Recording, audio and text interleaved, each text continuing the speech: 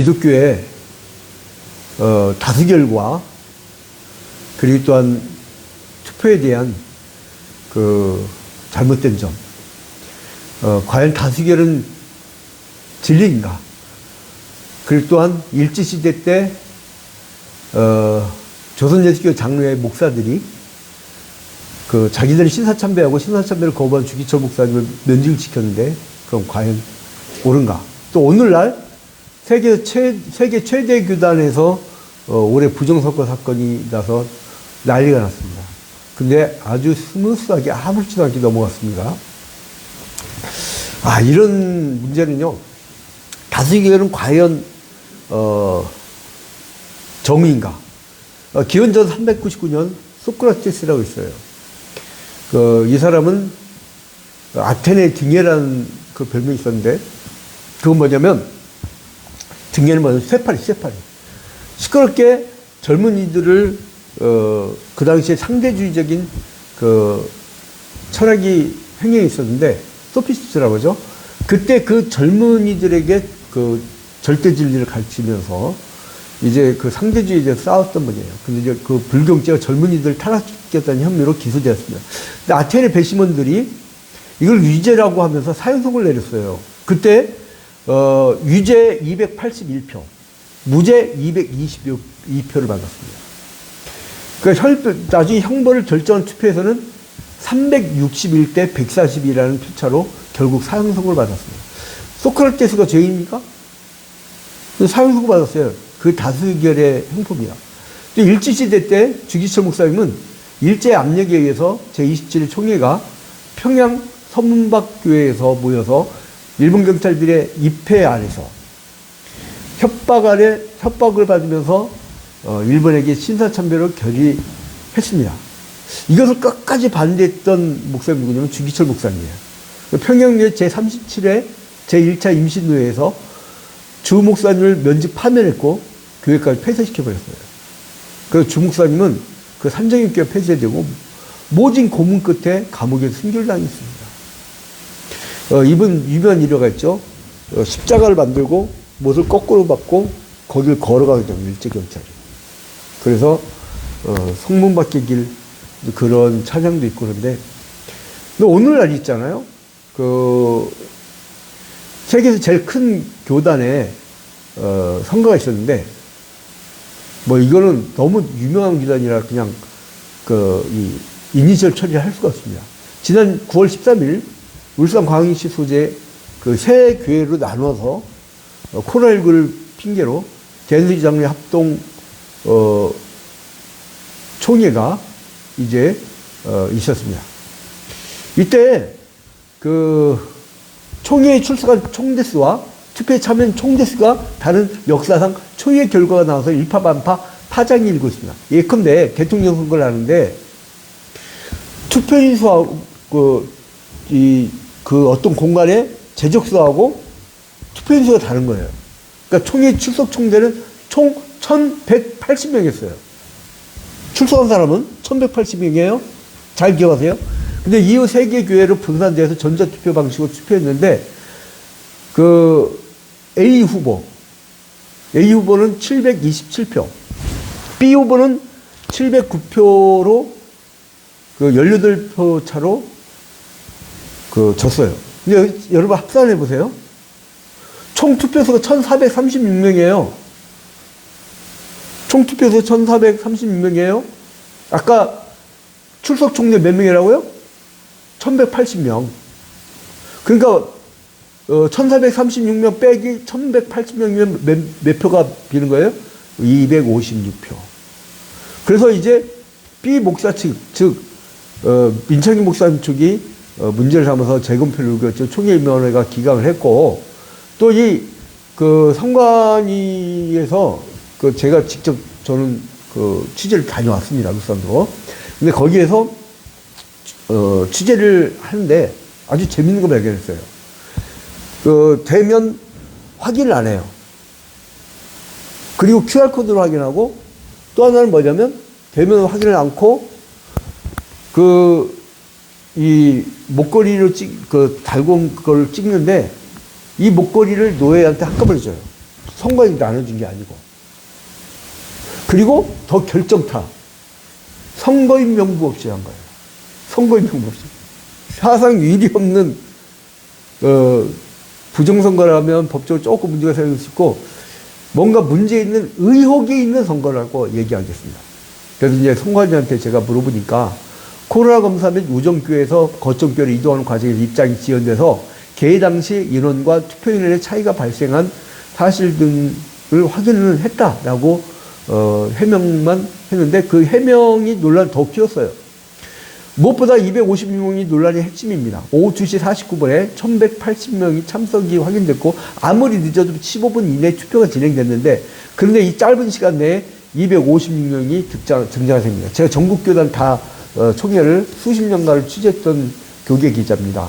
그런데 보통 딴 사람들 투표할까봐 총대 혹은 어떤 그 교단은 총회 대의원이라고 하는데 그 사람 다 안 쳐요. 그리고 문을 다 잠가요. 그 자리에 하는데 이날은 재밌는 게 뭐냐면 그 우정교에서 3층에서 총회를 하고 있었는데 일부는 2층으로 이동해서 투표를 한 거예요. 그러니까 기표소가 여러 군데인 거예요. 그러니까 예컨대 맨날 우리가 했던 예컨대 제가 이제 동사무소 했다. 동사무소가 아니라 어느 날 갑자기 여기 그 어린이집에 합니다. 거기 가서 하라고 하는 거예요. 그거 마찬가지인 거예요. 그 막 이동하는데 막 정신 안 없어요. 막 도깨비 시장도 그런 도깨비 시장이 없어요. 그 선거인 명부도 되지 않고 그리고 그 사람이 투표인인가도 확인도 안 한 거예요.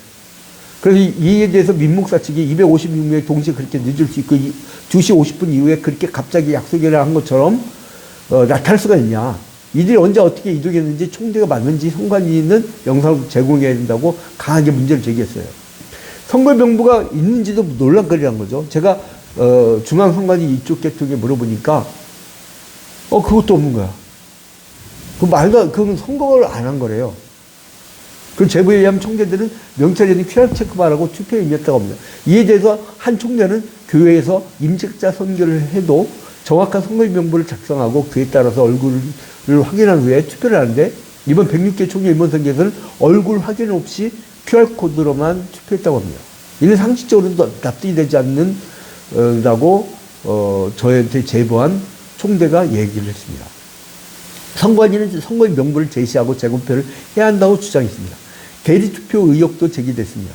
일부 총대는 예컨대 A노예 총대가 10명인데 6명이 왔다고 해도 서기가 10명의 명찰을 줬대요. 그 QR코드가 찍힌 그 명찰이죠. 선거인 명부도 없고 얼굴 확인도 하지 않은 상태라면 대리투표가 얼마든지 가능하다는 겁니다. 다수의 총대들이 전자투표에 대해서 불만을 갖고 있습니다. 지금 그 3년 전에도요, 이 전자투표 때문에 재투표하는 난리가 한번 났었어요. 이 전자투표도 중앙선관위에서 그걸 빌려주면요, 제가 알고 있기로는 200만 원인데, 모르겠어요. 몇천만 원 줄 수도 있겠지만, 이번 여기에서는 1억 원이라는 그 돈을 드렸다고 합니다. 그래서 이제 다수의 총재들이 전자투표에 대한 불만을 많이 갖고 있어요. 그리고 또 특정 지역의 선거 도우미 역시 논란이었습니다. 이번 선거에서 울산 지역 총대가 아닌 사람 30명이 선거 도우미로 그 총회 현장으로 투입이 됐어요.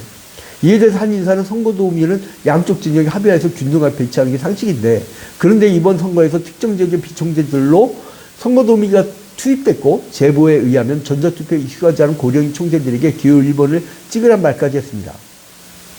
민목사 측 관계자는 선거는 무엇보다 공정하고 투명해야 한다. 그래야 패자도 깨끗하게 결과를 승부할 수 있다고 주장을 했습니다. 선거인 명부도 없고 처음에는 없던 256명이 갑자기 나타나서 투표를 했습니다. 그런데 선관위는 여기에 대해 그저 이동하면서 늘어났다고만 얘기합니다. 이 중앙선거관리원에서도 깜짝 놀랐던 이 사건이 근데 일단락됐어요. 응? 개인 대주도 없는 선거가 진행되면서 대리투표 및 부정투표가 가능한 상황이 세계 최대 규단에서 벌어졌는데, 피해자 측에서 사법에 소송 제기를 했지만 총회 실행위원회에서 용서를 구하면서 진상규명 없이 마무리됐습니다. 예정 합동 측은 지난 11월 9일 세전교회에서 총회 실행위를 개최해서 106회기 총회 선거 관련 문제를 일단락지었습니다. 이번 실행위에서 민창기 목사가 민창기 목사가 아니에요, 사실은. 떨어진 분이죠. 그 측근이 제기했어요, 측근이. 총리선거 관련 소송을 취하해달라고 부탁하겠다는 입장을 밝혔습니다. 그 사람한테.